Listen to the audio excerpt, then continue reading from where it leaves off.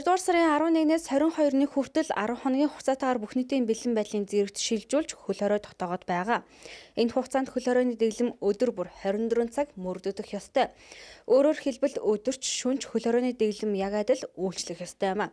Тэгвэл энэ үед цагдаагийн албан хаагчид өдөр болон шөнө хэрхэн хэв журам сахиулж байгааг харьцуулалтын сурвалжлалаа.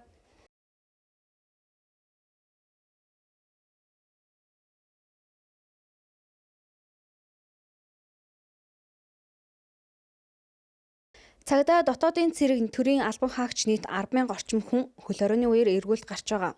Төрийн албан хаагчид өглөөний 8 цагаас 15 цаг, 15 цагаас 22 цаг хүртэл 2 ээлжээр эргүүл гарч байгаа юм а. Харин цагдаагийн албан хаагчид 24 цагаар эргүүлд гарах үүрэг чиглэлтэй.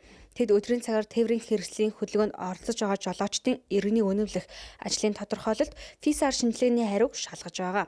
Мөн орон сууц хорооллын орох гарах туслах замд эргүүлд гарч хөл хөдөлгөөнийг нам бариад байгаа. Мөн улсын онцгой комисс болон нийслэлийн онцгой комиссоос гаргасан шийдвэр цагдаагийн албан хаагчдаас тавьж шаардлагатай зөөрүүлж эргэж чирэгдэл үүсгэж байгаа юм а. Дээрээс өгж байгаа тэр заавар зөвлөм чиглэмж нь айгуу тийм буруу зөрчилдөөнтэй. Одоо улсын онцгой комисс ч юм уу тэр байгууллагуудын өгж байгаа заавар юмуд ямар ч тийм ойлгомжгүй хин хиндэ хүндрэл учруулсан тийм байгаад байгаа хгүй. Тэгвэл шөнийн цагаар цагдаагийн албан хаагчид хөл хоройны дэглэмийг хэрхэн мөрдүүлж хэв журмыг хэрхэн сахиулж байна. За 16 цагийн үед энэ туслах замуудад ерөнхийдөө цагдаагийн албан хаагчид өдрийн цагаар бол хөл хоройны хэв журмыг маш сайн сахиулж цагдаагийн албан хаагч жолоочдод шаардлага тавин ажиллаж байгаа. За 22 цагаас эхлэн үзэгч та бүхний харж байгаагаар яг ийм нөхцөл байдалтай цагдаагийн албан хаагчид одоогоор бол албан үүргээсээ ажилласаа буусан байдалтай автомашины хөл хөдлийн өмөл нэлээд ихссэн ийм байдалтай байгаа.